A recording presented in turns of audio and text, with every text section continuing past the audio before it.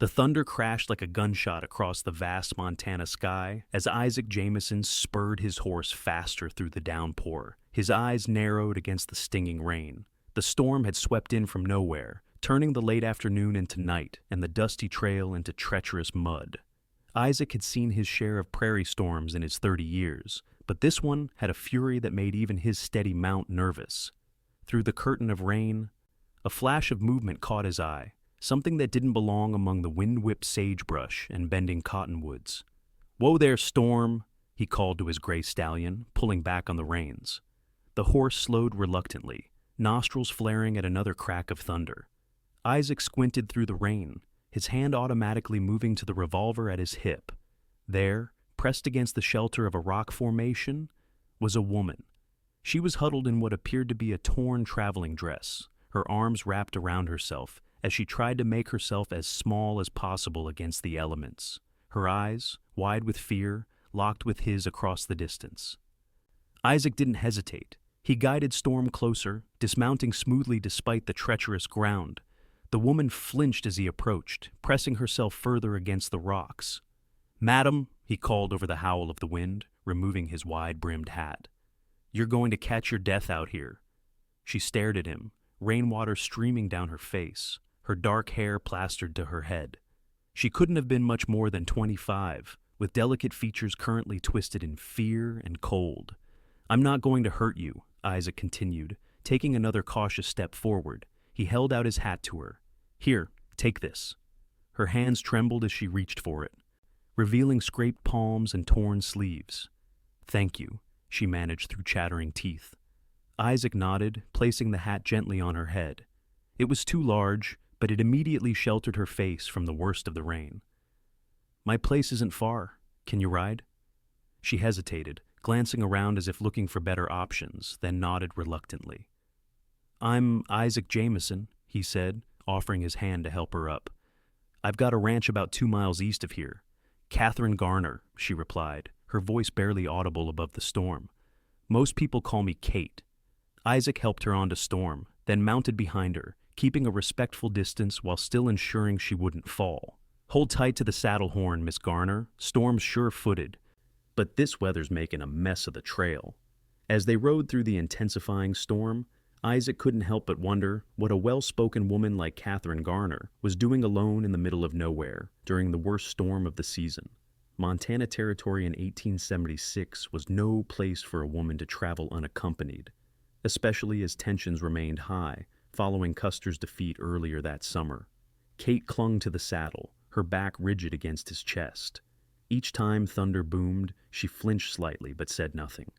Isaac guided Storm carefully along the trail, the way illuminated only by occasional flashes of lightning.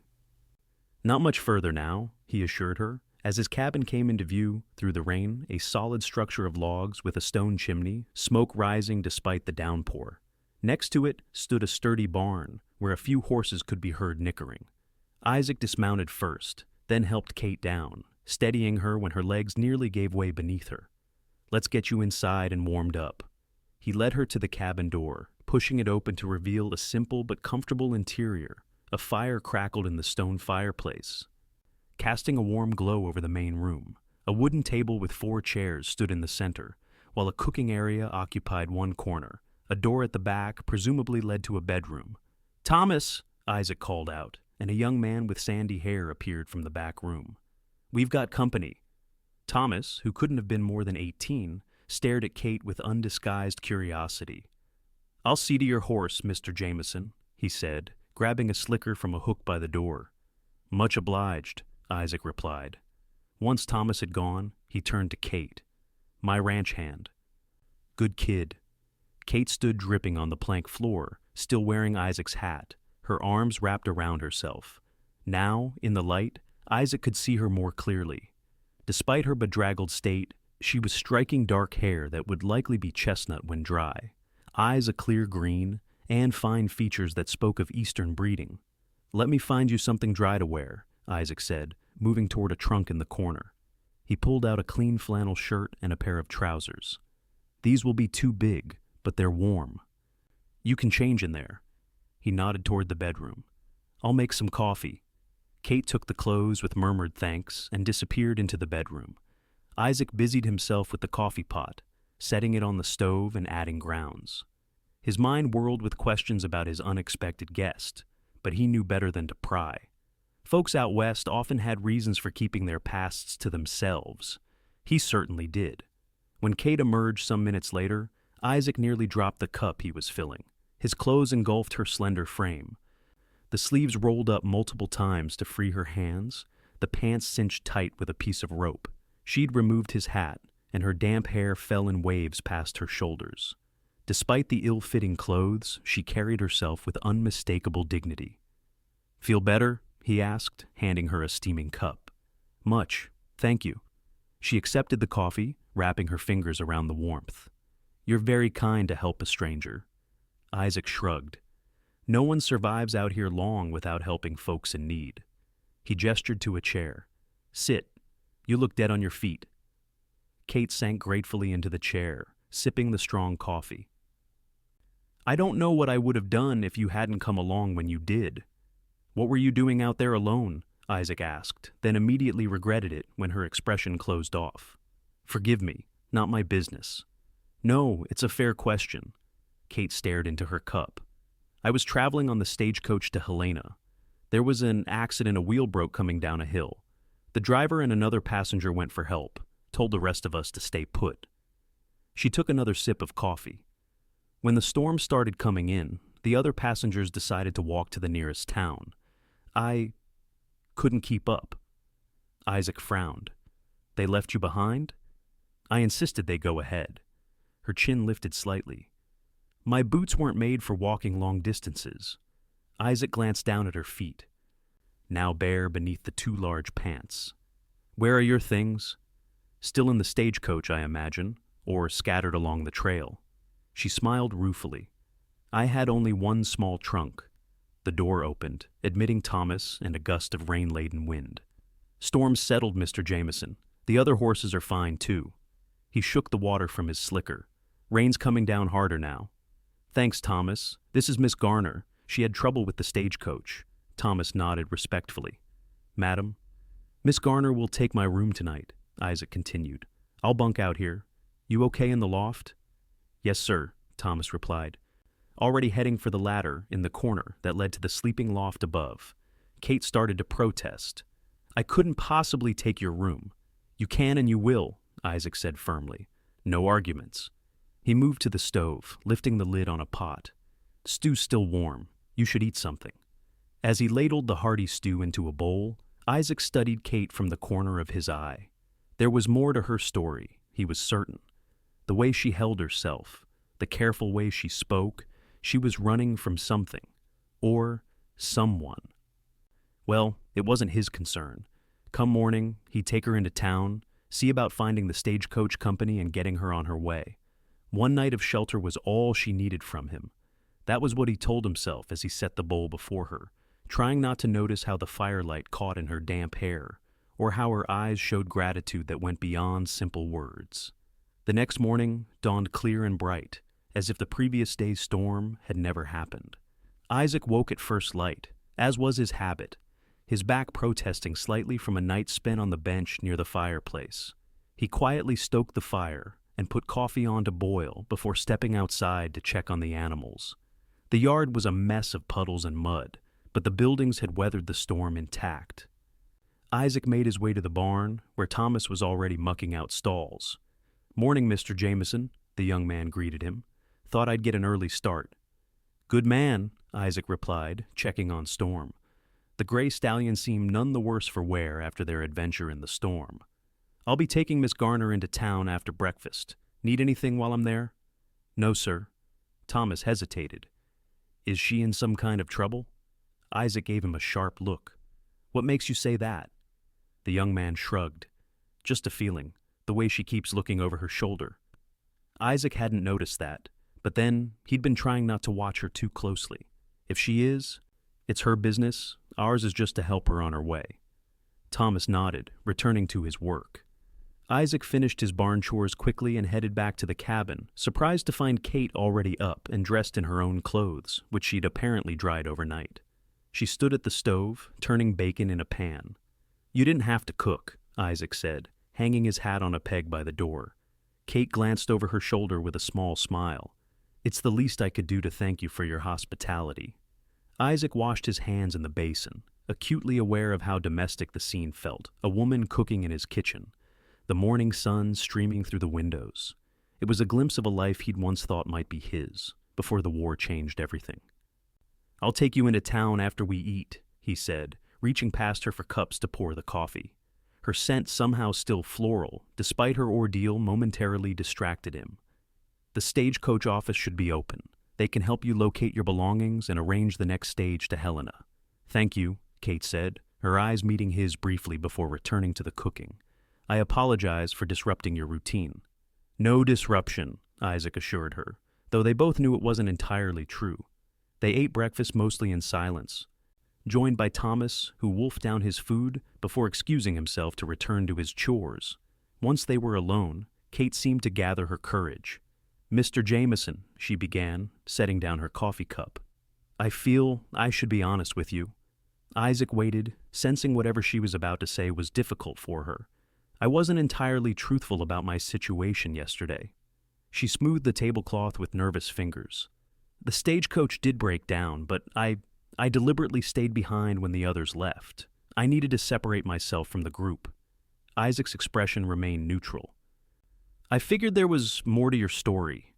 Kate's eyes widened slightly. "You did?" "People don't usually choose to be alone in a storm unless they're running from something worse," he said simply. Kate's shoulders slumped slightly. "I'm not a criminal, if that's what you're wondering. I was engaged to be married in Helena, to a man named Victor Blackwell." Isaac noted the past tense. "Was?" "He sent for me from Boston. We'd been corresponding for nearly a year after my father, who knew his business partner, introduced us by letter." Her fingers traced the rim of her cup. "Everything seemed perfect. He owns the largest bank in Helena, is respected in the community. When he proposed by letter and sent money for my passage west, I accepted." Isaac waited, knowing there was more. "On the journey, I met another passenger who recognized his name.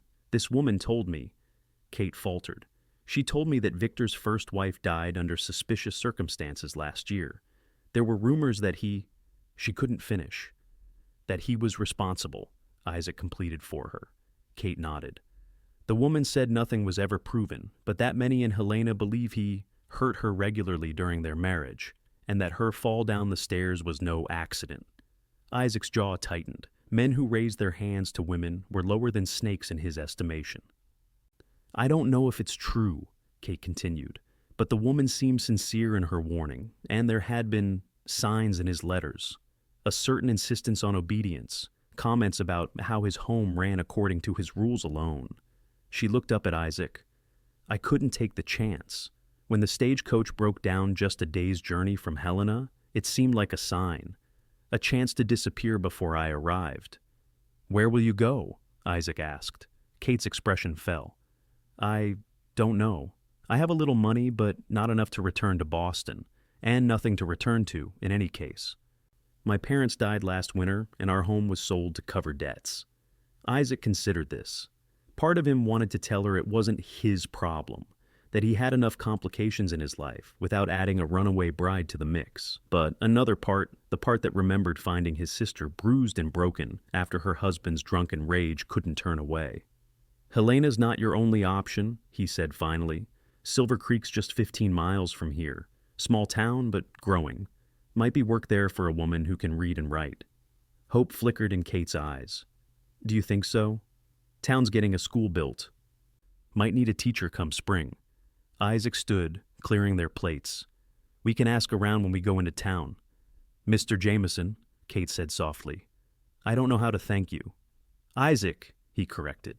"And there's no need for thanks, just doing what anyone would do." But they both knew that wasn't true.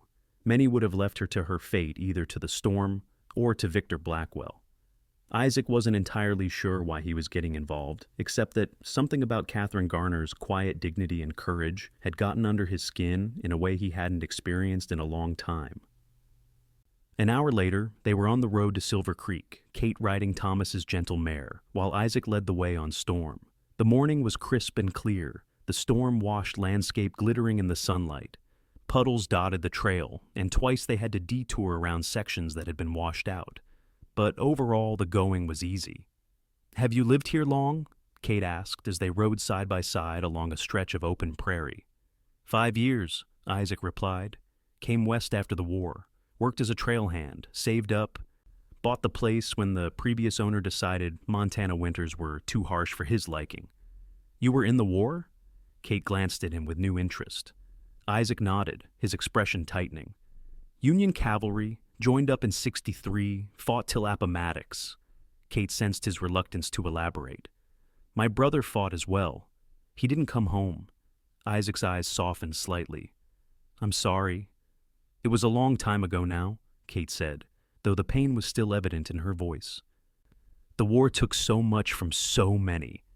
They rode in silence for a while, each lost in their own memories. Isaac found himself studying Kate's profile as she gazed at the landscape. There was a strength in her that he admired to leave everything behind on the word of a stranger, to choose the unknown over potential danger. It couldn't have been an easy decision. "It's beautiful here," Kate commented, breaking the silence. "So vast and open, different from Boston." Isaac smiled slightly. "Takes some getting used to. All this sky can make a person feel mighty small." "I like it," Kate decided. "There's something honest about it. The land doesn't pretend to be anything other than what it is." Isaac glanced at her with new appreciation. Most Easterners who came west either complained about the hardships or romanticized the wilderness. Few saw it for what it was, beautiful but unforgiving, requiring respect and hard work from those who chose to stay. "Town's just over that rise," Isaac said as they crested a small hill. "Silver Creek, not much to look at, but it's growing." The town stretched out before them, a main street lined with wooden buildings, a church steeple rising near one end, scattered houses and businesses expanding outward. It wasn't large, but it had the essentials: a general store, a hotel, a saloon, a blacksmith, and from the look of the new construction, the school Isaac had mentioned. "It looks welcoming," Kate said, her voice tinged with hope and trepidation. Isaac led the way down the hill and into town, nodding to people he knew as they rode down the main street. He was aware of the curious glances directed at Kate, the raised eyebrows and whispered comments. News traveled fast in small towns, and a stranger riding in with Isaac Jameson would certainly set tongues wagging. He reined in front of the general store, dismounting and helping Kate down from her horse. "Mrs. Porter runs this place," he explained quietly. "If anyone knows about work for a woman in town, it'll be her."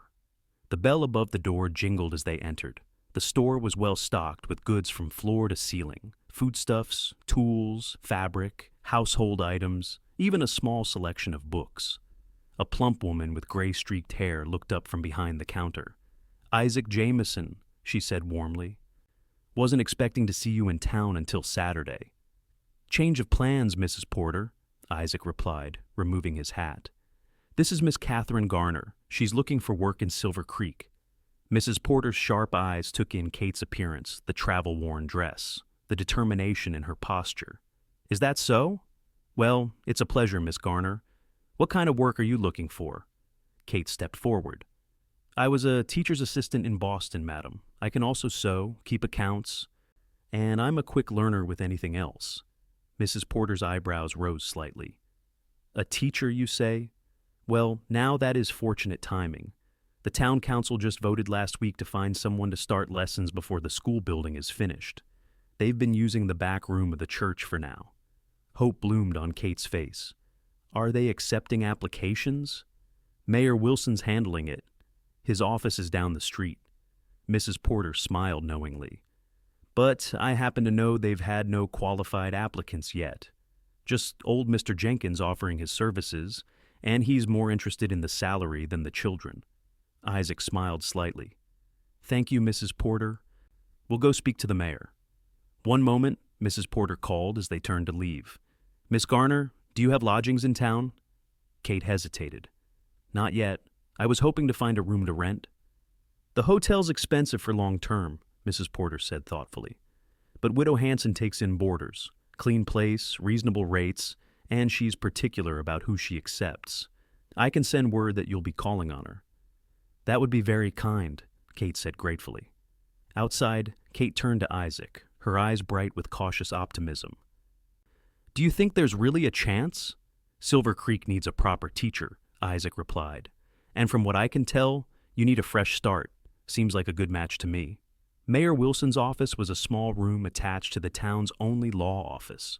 The mayor himself was a portly, balding man with an impressive mustache and an air of self-importance that diminished somewhat when Isaac introduced Kate as a qualified teacher from Boston. "A real teacher?" Mayor Wilson repeated, shaking Kate's hand enthusiastically. "From Boston? Well, this is providential timing, Miss Garner. We've been at our wits' end trying to find someone suitable." Kate explained her qualifications modestly, mentioning her education at a women's seminary and her 2 years assisting at a girls' school in Boston. She carefully avoided any mention of Victor Blackwell or her original destination. "When could you start?" the mayor asked eagerly. "Immediately," Kate replied, "though I would need to secure lodgings first." "Mrs. Hanson's is the place for that," the mayor agreed. "Respectable establishment. I'll write you a letter of introduction." He moved to his desk and began writing. "The position pays $30 a month, with the town providing basic supplies. We have about 20 children of school age currently, though more families are arriving each month." Isaac watched Kate's face as she absorbed this information. $30 was a decent wage for a woman in 1876, especially with board likely costing no more than 10 or 12 of that. She could live comfortably, even save a little. "That sounds more than fair," Kate said. "Thank you for this opportunity." Mayor Wilson handed her the letter with a flourish. "I should be thanking you, Miss Garner. Our children need education if Silver Creek is to prosper. I'll call a town meeting for tomorrow evening to introduce you formally." As they left the mayor's office, Kate's steps were lighter, her expression one of cautious hope. "I can hardly believe it," she said quietly to Isaac. "Yesterday I was lost in a storm with no prospects. And today I'm to be Silver Creek's teacher. Things have a way of working out," Isaac replied, though he knew better than most that wasn't always true. Still, he was pleased for her. Kate deserved a chance, and Silver Creek would benefit from having a real teacher. They visited Widow Hanson next, a stern-faced woman who softened visibly when she read the mayor's letter and learned Kate was to be the town's teacher. The widow showed them a small but clean room at the back of her house with a window overlooking a vegetable garden. $8 a month, including breakfast and supper, Mrs. Hanson stated. "Laundry is extra, but there's a washboard you can use in the yard if you prefer to do your own." "It's perfect," Kate said sincerely.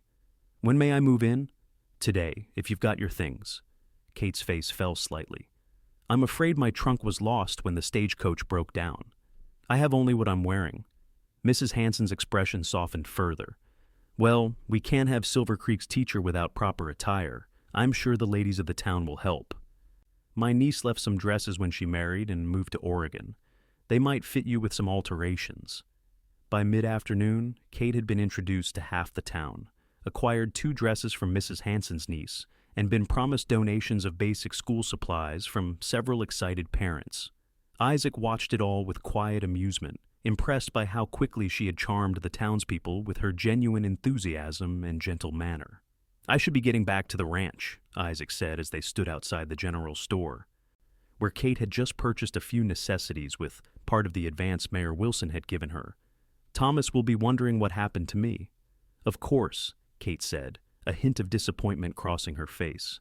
"Isaac, I don't know how to thank you enough. If you hadn't found me yesterday—" "You'd have figured something out," Isaac said, confident it was true. "You're resourceful." Kate smiled at the compliment. "Still, I owe you a debt I can't repay." "No debt between friends," Isaac replied. The word friends felt oddly inadequate, but he pushed that thought aside. "I'll check in on you when I'm in town on Saturday." "I'd like that," Kate said softly. As Isaac rode back to his ranch, he found himself thinking about Kate more than was sensible. She was settled now, her future looking brighter than it had been. His part in her story was essentially over. Yet he couldn't shake the feeling that their paths would continue to cross, that the connection formed during that stormy rescue was something neither of them would easily forget. The next few weeks saw Katherine Garner transform from a lost stranger into an integral part of Silver Creek. She began teaching immediately, winning over even the most reluctant students with her patient manner and creative approach to lessons. Parents reported children actually eager to attend school, and Mayor Wilson could be heard bragging to visitors about the town's Boston-educated schoolmistress. Isaac kept his promise to check on her when he came to town on Saturdays for supplies. Their conversations were brief but warm, with Kate always eager to share stories of her students' progress. Isaac found himself looking forward to these encounters more than was wise, sometimes finding excuses to visit Silver Creek midweek when ranch work permitted. On one such visit in late October, he arrived at the church to find Kate dismissing her students for the day, the children scattered with typical end-of-day energy, a few calling greetings to Mr. Jameson as they passed. Kate looked up, her face brightening when she saw him. "Isaac, what brings you to town today?" "Needed to see the blacksmith about some new shoes for Storm," he replied, which was true, though he'd deliberately chosen today rather than tomorrow. "Thought I'd stop by and see how the teaching's going." Kate gathered her books and papers. "Wonderfully. The children are so eager to learn.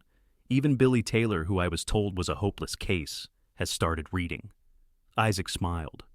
"Not surprised. You have a way about you." A faint blush colored her cheeks at the compliment. "The new school building should be ready by Christmas, the carpenter tells me, with real desks instead of these makeshift benches." "Town's growing," Isaac agreed. 2 new families settled just last week, I heard." They walked together toward Mrs. Hanson's boarding house, falling into the comfortable rhythm they had established over the past weeks. Kate asked about the ranch, and Isaac found himself sharing more than he usually did his plans for expanding the herd next spring, the new colt that had been born the previous week, even Thomas's progress with breaking the yearlings. "You should visit sometime," Isaac said impulsively as they reached Mrs. Hanson's gate. "See the place in daylight, rather than during a thunderstorm." Kate's eyes widened slightly at the invitation. "I'd like that. Perhaps on a Sunday, when I don't have lessons?" "This Sunday?" Isaac suggested, surprising himself with his eagerness. "Yes," Kate agreed, a smile lighting her face. "That would be lovely." As Isaac rode home, he pondered the wisdom of his invitation. Kate was becoming settled in Silver Creek, building a reputation and a future. The last thing she needed was to be linked romantically with a rancher who kept mostly to himself, especially one with his past. But he couldn't deny the pleasure he felt at the prospect of showing her his land, his home. It had been a long time since he'd wanted to share that part of his life with anyone. Sunday dawn clear and mild, unusually pleasant for early November in Montana. Isaac spent the morning in a state of nervous anticipation that amused Thomas greatly. "Never seen you fuss so much over the place, Mr. Jameson," the young man commented as Isaac rearranged items on the mantelpiece for the 3rd time. "Just tidying up," Isaac muttered, wondering when he'd become so concerned with appearances. He rode into town at midday, finding Kate ready and waiting in a blue dress he hadn't seen before. It suited her, bringing out the color in her eyes and complementing the rich chestnut of her hair, which she wore partially up, with soft curls framing her face. "You look nice," Isaac said, immediately feeling foolish for the inadequacy of the compliment. "Thank you," Kate replied, seeming pleased nonetheless. "Mrs. Hanson helped me with the alterations." Isaac had borrowed a gentle mare from a neighbor for Kate to ride, and she mounted competently, arranging her skirts with practiced ease. "I used to ride often in Massachusetts," she explained, noticing his surprised expression. "My father believed all proper young ladies should know how." "Your father sounds like a sensible man," Isaac commented as they set off. "He was," Kate agreed, a touch of sadness in her voice. "He would have liked it out here, I think, the openness, the possibility." They rode at a leisurely pace, Isaac pointing out landmarks and sharing stories about the area. Kate was an attentive listener, asking thoughtful questions and expressing genuine interest in everything from local plants to the history of the territory. When they reached the ridge overlooking Isaac's ranch, Kate reined in her horse, taking in the view. The cabin and outbuildings looked small against the backdrop of rolling hills and distant mountains. But there was an undeniable beauty to the setting. "It's wonderful," she said sincerely. so peaceful. Isaac felt an unexpected surge of pride. It's not much compared to what you're probably used to, but it's mine, every acre earned and paid for. That makes it all the more impressive, Kate replied. Creating something from nothing takes real courage and vision. They continued down to the ranch, where Thomas emerged from the barn to take their horses. Isaac introduced him properly to Kate, who greeted the young man warmly. "Mr. Jameson's been teaching me to read better," Thomas told her shyly. "Said maybe you could recommend some books for practice." "I'd be delighted to," Kate assured him. "Perhaps you could join my evening class for adults. We meet twice a week at the church." Thomas looked to Isaac, who nodded encouragingly. "That's a fine idea, if you're interested, Thomas." "Yes, sir. Thank you, Miss Garner." Isaac showed Kate around the ranch, the barn with its horses and cattle, the small kitchen garden he maintained, the new fence he'd built along the eastern property line. She showed genuine interest in everything, asking intelligent questions about ranching that revealed she'd been learning about the local economy. Later, they sat on the porch with a coffee, watching the sun begin its descent toward the mountains. A comfortable silence had fallen between them, the kind that comes only with true compatibility. "Thank you for inviting me today," Kate said finally. "It means a lot to see where you live, to understand your life better." Isaac studied her profile, struck again by how natural she seemed here, as if she belonged on this porch, in this place. "I'm glad you came," he said simply. Kate turned to face him, her expression serious. "Isaac, there's something I should tell you, something I've learned since coming to Silver Creek." Isaac tensed slightly, uncertain what to expect. "Mayor Wilson received a letter from Helena last week," she continued. "Apparently, Victor Blackwell has been making inquiries about a woman matching my description who might have passed through the area." Isaac's jaw tightened.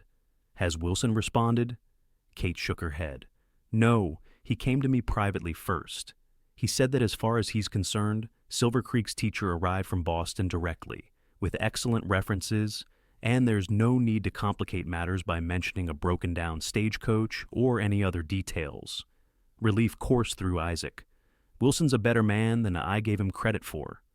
"The whole town has been so welcoming," Kate said, her eyes shining with unshed tears. "Mrs. Hanson, Mrs. Porter, even Sheriff Davis has made it clear that I have a place here now.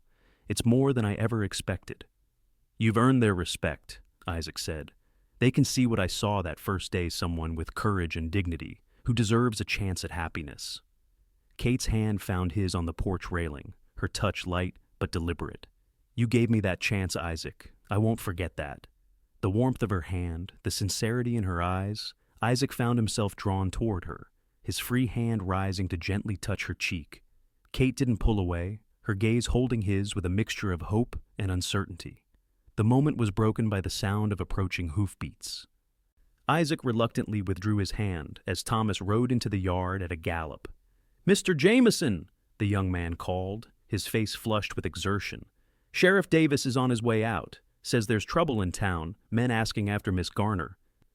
Isaac stood immediately, his hand instinctively moving to the gun he wasn't wearing. "How many men?" "3, sir. One claims to be her fiancé." Kate had gone pale, her hand rising to her throat. "Victor," she whispered. "How did he find me?" "Doesn't matter," Isaac said grimly. "He's not taking you anywhere you don't want to go." Sheriff Davis arrived moments later, his expression grave as he dismounted. "Miss Garner?" he greeted her with a nod. "Mr. Jameson, sorry to intrude, but we've got a situation in town I thought you should know about." "Blackwell," Isaac said flatly. The sheriff nodded. "And 2 men with him. Says he's Miss Garner's fiancé, that she disappeared on her way to marry him. Claims she might be confused or unwell."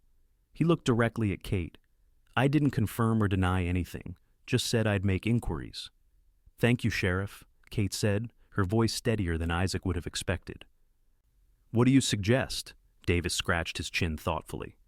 "Well, that depends on what the truth is, madam. Is this man your fiancé?" "He was," Kate admitted. "I broke the engagement when I learned of his violent tendencies toward his first wife." The sheriff's expression darkened. "I see. Well, that changes things. A woman has the right to break an engagement, especially for such a reason." He turned to Isaac. "Thought you should know they're asking about your ranch specifically. Someone in town mentioned you two have been friendly." Isaac's jaw tightened. "We have nothing to hide, Sheriff." "Never said you did," Davis replied calmly. "But Blackwell seems the type to make trouble. He's staying at the hotel, says he won't leave without speaking to Miss Garner." Kate squared her shoulders. "Then I should speak to him, in public, with witnesses. Make it clear our engagement is over, and I've started a new life here." "Kate, no!" Isaac protested. "Men like that don't listen to reason." "I can't hide forever," Kate said firmly. "The longer I avoid him, the more determined he'll become. Better to face him directly, with the law present." She looked to Sheriff Davis. "Would you accompany me, Sheriff?" Davis nodded. "Of course, madam, and I'm sure Mr. Jameson will want to be there as well." "Damn right I will," Isaac confirmed, already moving toward the barn. "We'll leave immediately." The ride to town was tense, with Kate growing quieter the closer they got to Silver Creek. Isaac rode beside her, wishing he could shield her from what was coming, but knowing she was right, this confrontation was inevitable. The main street was unusually busy for a Sunday afternoon, word of the drama having spread quickly. Curious townsfolk pretended to have business that kept them near the hotel, where three well-dressed men stood on the porch.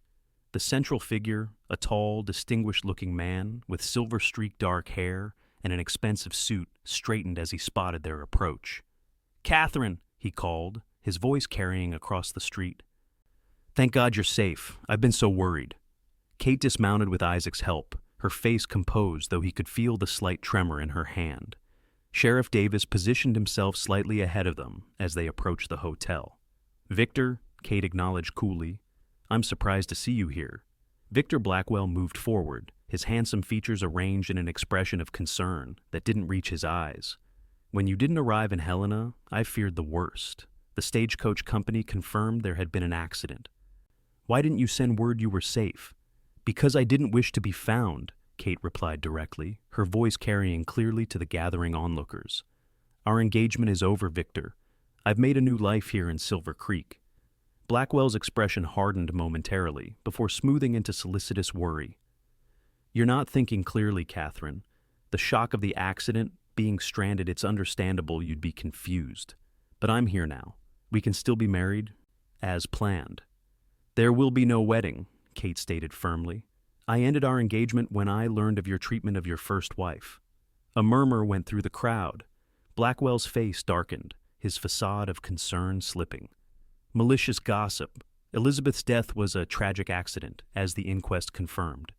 "Perhaps," Kate conceded, "but I've made my decision. I'm Silver Creek's teacher now, and I intend to remain so." Blackwell's gaze shifted to Isaac, who stood protectively at Kate's side. "And what role does this rancher play in your decision?" "Mr. Jameson helped me when I was in need," Kate replied. "The rest is not your concern." "Isn't it?" Blackwell stepped closer, causing Sheriff Davis to rest his hand on his gun belt in warning. "You were promised to me, Katherine. We had an agreement. I paid for your passage west." "Which I will repay," Kate said calmly. "Every cent, but our arrangement is concluded." The two men flanking Blackwell shifted uncomfortably, clearly not having anticipated such a public confrontation. Isaac noticed Mayor Wilson and several town council members had joined the spectators, their expressions supportive of Kate. "This is absurd," Blackwell snapped, his cultured veneer cracking further. "You belong in Helena, as my wife, not teaching brats in some backwater town." "That's where you're wrong, Blackwell," Isaac said, speaking for the first time. "Miss Garner doesn't belong anywhere except where she chooses to be, and she's chosen Silver Creek." "Stay out of this, Cowboy," Blackwell snarled. "This is between me and my fiancé." "Ex-fiancé," Kate corrected firmly. "And Mr. Jameson has every right to speak, as does anyone else in Silver Creek who wishes to support my decision to remain here." As if on cue, Mrs. Porter stepped forward from the crowd. "Miss Garner has become a valued member of our community, Mr. Blackwell. The children adore her, and she's already improving their education considerably." Mayor Wilson joined her. "Indeed. We've just signed a contract with Miss Garner for the full school year. Silver Creek needs her expertise." More townspeople added their support, creating a wall of solidarity that clearly took Blackwell by surprise. His eyes narrowed as he assessed the situation, realizing he was outnumbered not just physically, but socially. "You'll regret this, Katherine," he said finally, his voice low and menacing. A woman needs protection in these territories. You've chosen poorly. On the contrary, Sheriff Davis interjected, Miss Garner has the protection of Silver Creek's law and its citizens. I suggest you accept her decision and return to Helena, Mr. Blackwell. For a tense moment, it seemed Blackwell might argue further. Then he straightened his jacket with a sharp tug. Very well. If you change your mind, Katherine and you know where to find me. With that, he gestured to his companions and strode toward the livery stable where their horses were presumably kept. The crowd parted to let them pass, murmurs of disapproval following in their wake. Once they were out of sight, Kate's composure finally wavered. Isaac moved closer, offering silent support as Sheriff Davis assured them he would personally see Blackwell and his men off town property. You were magnificent, Isaac told her quietly as the crowd began to disperse, many stopping to offer words of encouragement to Kate before leaving. I was terrified, she admitted, her voice barely audible, but I couldn't let him think I was weak or uncertain. That would only have encouraged him. You showed more courage than most men I know, Isaac said sincerely. Mrs. Hanson approached, putting a protective arm around Kate's shoulders. You should come home and rest, dear. It's been quite an ordeal. Kate nodded gratefully, then turned to Isaac. Thank you for being here, for everything. Always, he promised, the word carrying more weight than he had intended. As Mrs. Hanson led Kate away, Isaac was left with the realization that his feelings for Katherine Garner had grown far deeper than he'd allowed himself to acknowledge. And judging by the look in her eyes as she'd left, she might feel the same way. The weeks following Victor Blackwell's appearance in Silver Creek were busy ones for both Isaac and Kate. November brought early snowfalls and preparations for winter at the ranch, while Kate was occupied with planning the transition to the newly completed schoolhouse and organizing a Christmas program for her students. They saw each other regularly, but always in public at church services, town meetings, or brief encounters when Isaac came to town for supplies. Something had shifted between them after the confrontation with Blackwell, a mutual awareness that remained unspoken but ever present. As December arrived, bringing with it the promise of Christmas celebrations, Isaac found himself thinking more and more about the future. It had been 5 years since he'd allowed himself to consider sharing his life with someone. The war had left scars both visible and invisible, and he'd convinced himself that solitude was preferable to risking the pain of loss again. But Kate had changed that calculus. Her courage in facing Blackwell, her dedication to her students, the quiet grace with which she'd integrated herself into the community, all spoke to a strength of character that matched his own. The Saturday before Christmas, Isaac rode into town with a purpose beyond his usual errands. The new schoolhouse was complete, and Kate had spent the week moving her teaching materials from the church. Isaac found her there alone, arranging books on a newly built shelf. It's coming along nicely, he said, causing her to turn in surprise.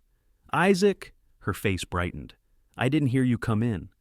Too busy creating your kingdom, he teased gently, looking around at the transformed space. Fresh-cut pine boughs decorated the windows, and student artwork already adorned one wall. 20 new desks were arranged in neat rows, with a larger teacher's desk at the front. It's wonderful, isn't it? Kate said, her enthusiasm evident. Real slate boards for each student, and look maps for geography lessons.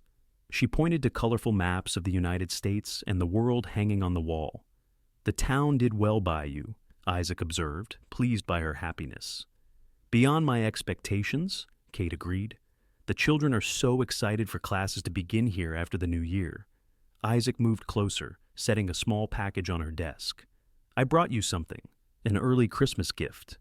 Kate looked surprised. You didn't have to do that. Wanted to, Isaac replied simply. Go ahead, open it. Kate carefully unwrapped the brown paper to reveal a small leather-bound book. Her breath caught as she read the gold-stamped title, Poems by Emily Dickinson. Isaac, she whispered, running her fingers reverently over the cover. How did you know?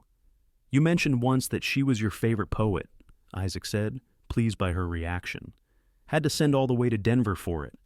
Kate opened the book, finding a handwritten inscription on the flyleaf.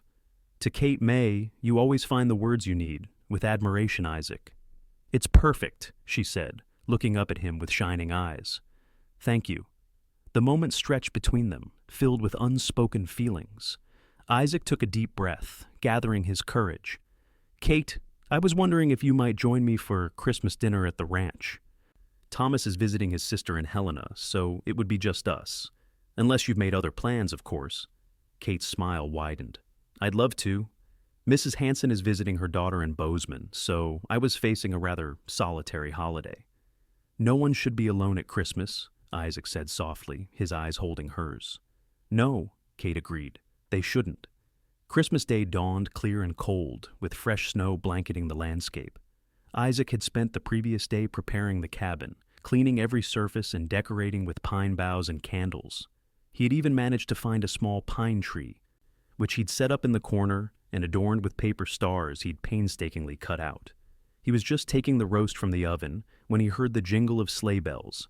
Sheriff Davis had offered to bring Kate out in his cutter, saving her the cold ride on horseback. Isaac wiped his hands nervously on a towel and went to greet them. Kate looked radiant as Davis helped her down from the sleigh. She wore a deep green dress that Isaac hadn't seen before, with a matching bonnet and a heavy wool cloak. Her cheeks were pink from the cold, her eyes bright with anticipation. "Merry Christmas, Isaac," she called, carrying a small basket covered with a cloth. "Merry Christmas," he replied, unable to keep the smile from his face. He nodded to the sheriff. "Thanks for bringing her out, Davis." "My pleasure," the lawman replied with a knowing smile.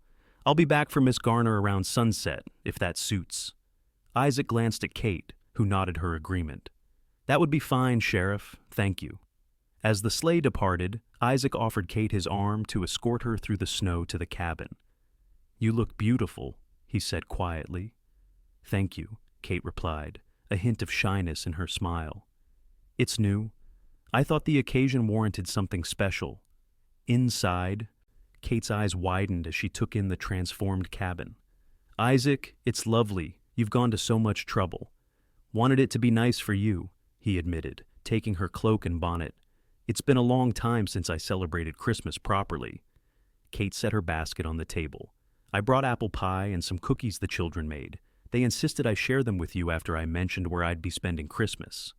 Isaac laughed. "Your students seem to have decided we're a pair." "Children notice more than we give them credit for," Kate said softly, her eyes meeting his. The day passed in comfortable companionship as they prepared the final touches for dinner together. Isaac found himself enjoying Kate's presence in his kitchen, the way she moved around the small space as if she belonged there. They talked easily about everything and nothing, her students' progress, his plans for spring planting, books they'd both read. After dinner, they sat before the fire with coffee and Kate's apple pie. The short winter day was already fading, casting the cabin in the warm glow of firelight and candles. "I have something for you," Kate said, reaching for a small package she'd brought in her basket. "It's not much, but I wanted you to have it." Isaac carefully unwrapped the gift to find a hand-knitted scarf in deep blue wool. "You made this?" Kate nodded. "During the evenings, Mrs. Hanson taught me some new stitches." Isaac ran his fingers over the soft wool. "No one's made me anything by hand since my mother died. Thank you." "There's something else," Kate said, reaching into her pocket. She handed him a folded piece of paper. "This is more personal." Isaac unfolded it to find a carefully written poem, not in Kate's handwriting, but clearly copied by her hand. "It's by Walt Whitman," she explained as he began to read. "From Leaves of Grass. It made me think of you." Isaac read the poem slowly, his heart beating faster as he absorbed the words about souls touching across space, about the power of connection even in silence. When he looked up, Kate was watching him anxiously. "Kate," he said, his voice rough with emotion, "I'm not good with words like this, but I feel it too." He set the poem aside carefully and moved closer to her on the settee. "Since that day in the storm, something's been building between us, something I wasn't looking for, but now can't imagine living without." Kate's eyes shimmered in the firelight. "I feel the same way, Isaac. I came west seeking a different life, but I never expected to find someone like you." Isaac took her hand in his. "I've been alone a long time. Thought it was better that way, safer. But you changed that." He paused, gathering his courage. I love you, Katherine Garner. I think I've loved you since I found you in that storm. A tear slipped down Kate's cheek as she smiled. And I love you, Isaac Jameson. You saw me at my most vulnerable, yet never made me feel weak. You've given me strength when I needed it most. Isaac reached up to gently brush away her tear with his thumb, his hand lingering on her cheek. Kate leaned into his touch, her eyes never leaving his.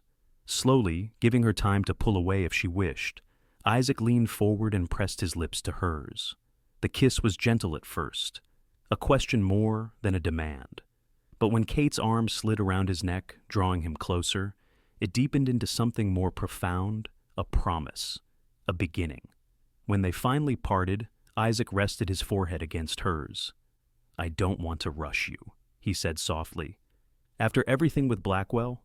You're nothing like him, Kate interrupted firmly. I know the difference between a man who wants to possess and one who wants to partner. She smiled, her eyes bright with certainty. And I've never been more sure of anything in my life.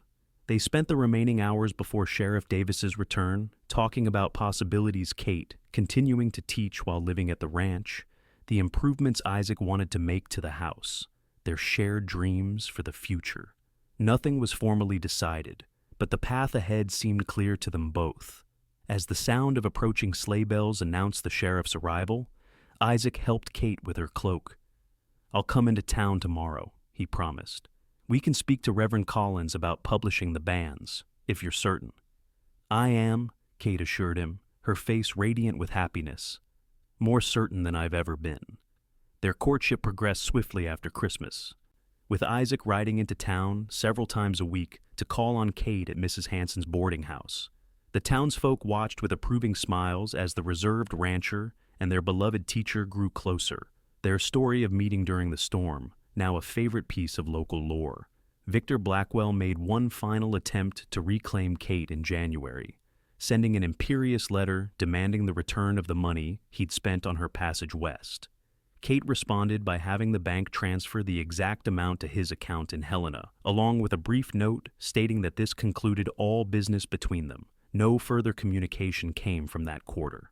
By early February, with Reverend Collins having published the banns for 3 consecutive Sundays, preparations for the wedding were in full swing. The ceremony was set for Valentine's Day, a romantic touch suggested by Mrs. Porter and enthusiastically embraced by Kate's students, who insisted on decorating the church with paper hearts and pine boughs. The morning of the wedding dawned clear and cold, with fresh snow making the landscape glitter in the sunshine. Isaac stood in his cabin, allowing Thomas to help him with the unfamiliar tie of his new suit, the first he'd owned since before the war. You look right handsome, Mr. Jameson, the young man assured him, stepping back to admire his handiwork. Miss Garner's a lucky woman. I'm the lucky one, Isaac replied, still amazed that Kate had chosen him, had agreed to share his life and his small ranch. In town, Kate was surrounded by the women who had become her friends over the past months. Mrs. Hanson fussed with her veil, while Mrs. Porter made final adjustments to the simple white dress they had all helped create. You're a vision, dear, Mrs. Porter declared, her eyes misty. Isaac Jameson won't know what hit him.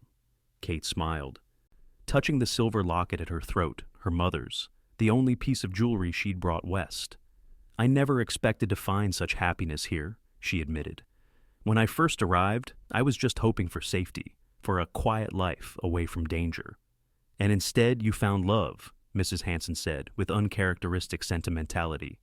The best kind, too, built on respect and friendship. The church was filled to capacity when Isaac arrived, with Thomas serving as his best man.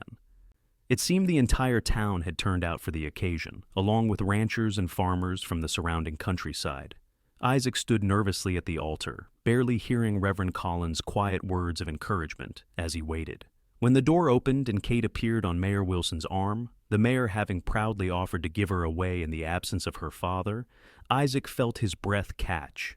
She was radiant in her simple white dress, her chestnut hair partially visible beneath a lace veil, her eyes finding his immediately across the crowded church.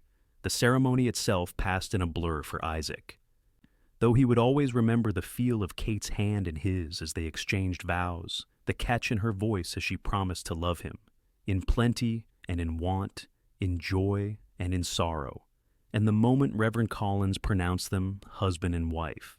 Their first kiss as a married couple was met with enthusiastic applause from the congregation, led by Kate's students who had been given special permission to sit in the front pews. As they turned to face their friends and neighbors, Isaac felt a sense of completion he had never expected to experience again after the war had taken so much from him.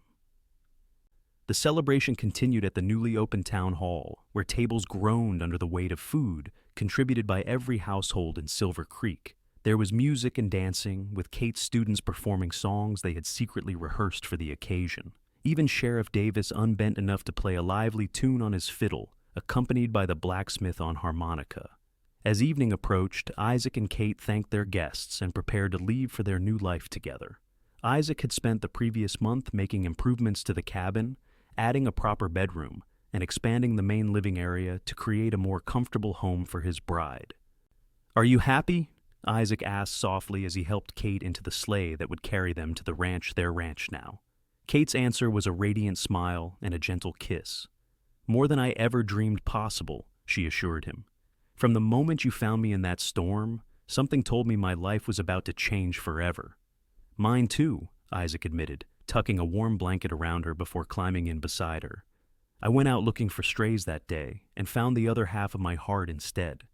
As they drove away from town amid cheers and well wishes, the sleigh bells jingling merrily in the crisp winter air, both reflected on the unlikely path that had brought them together.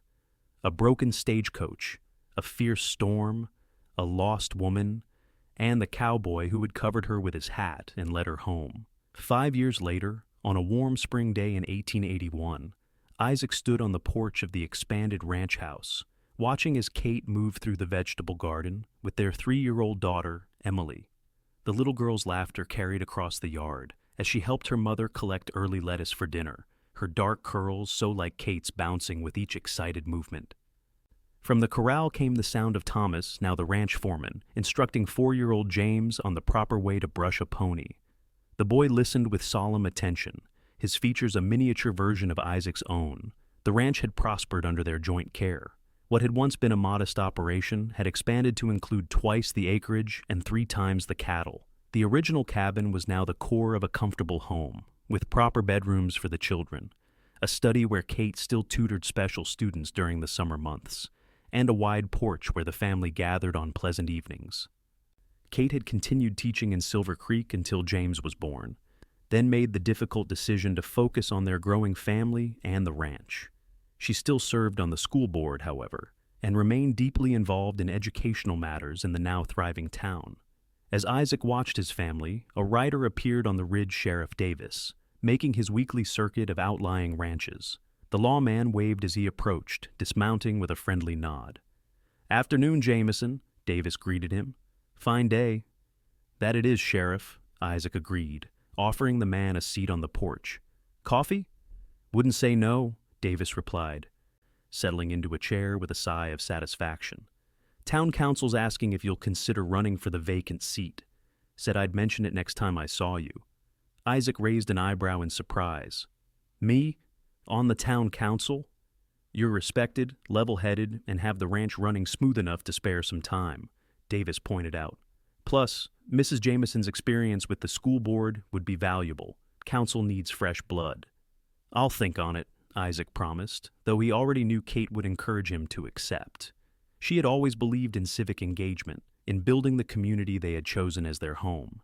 Kate looked up then, spotting the sheriff. With a word to Emily, she led the little girl toward the house, stopping to collect James on the way. The sight of them approaching his family, his world filled Isaac with a profound gratitude. "Papa!" Emily called, breaking free to run the last few yards and launch herself into his arms. "We got lettuce for dinner." "So I see," Isaac replied, lifting her high before settling her on his hip. "Did you thank your mama for teaching you how to grow such fine vegetables?" The little girl nodded solemnly. "And I thanked the rain and the sun too, like she showed me." Kate reached the porch, James's hand firmly in hers. "Sheriff Davis," she greeted warmly. "Will you stay for dinner? We have plenty." "Thank you kindly, Mrs. Jameson, but I should continue my rounds." The lawman declined politely. Just stopped to pass along the council's request to your husband." Kate's eyes lit with interest. "The vacant seat? Isaac would be wonderful on the council." Isaac laughed, knowing he was outnumbered. "Seems my wife has decided for me, Sheriff. Tell the council I'm honored and will accept if elected." Davis grinned. "Smart man, listening to your wife. She's usually right, I've noticed." After the sheriff departed, the family moved inside to prepare dinner together, a nightly ritual that Isaac treasured. As Kate directed the children in setting the table, her capable hands moving with practiced efficiency, Isaac was struck again by how perfectly she fit into this life they had built together. "What are you thinking?" Kate asked, catching him watching her. "Just that I'm the luckiest man in Montana Territory," Isaac replied honestly. "Maybe in the whole country." Kate smiled, the same smile that had captivated him that stormy day 5 years ago. "And I'm the luckiest woman," she countered. "To have been found by a cowboy with a good heart and a spare hat." Later that night, with the children asleep and the house quiet around them, Isaac and Kate sat on the porch watching the stars emerge in the vast Montana sky. Kate's head rested on Isaac's shoulder, her hand entwined with his. "Do you ever think about how different our lives might have been?" she asked softly. "If the stagecoach hadn't broken down, if you hadn't ridden by when you did?" "Sometimes," Isaac admitted. "But then I look at what we've built together, our home, our children, our place in this community, and I can't imagine any other path." "Nor can I," Kate agreed, looking up at him with eyes still capable of taking his breath away. "That storm brought me exactly where I needed to be, even if I didn't know it at the time." Isaac leaned down to kiss her gently, marveling at how the years had only deepened their connection. "And it brought me the one thing I never knew I was searching for, someone to share everything with, the good and the bad." As they sat together in the gathering darkness, surrounded by the life they had created from an unlikely beginning, both silently acknowledged the truth that had guided them from that first encounter, that sometimes the fiercest storms lead to the safest harbors, and that love, once found, could weather any challenge life might bring.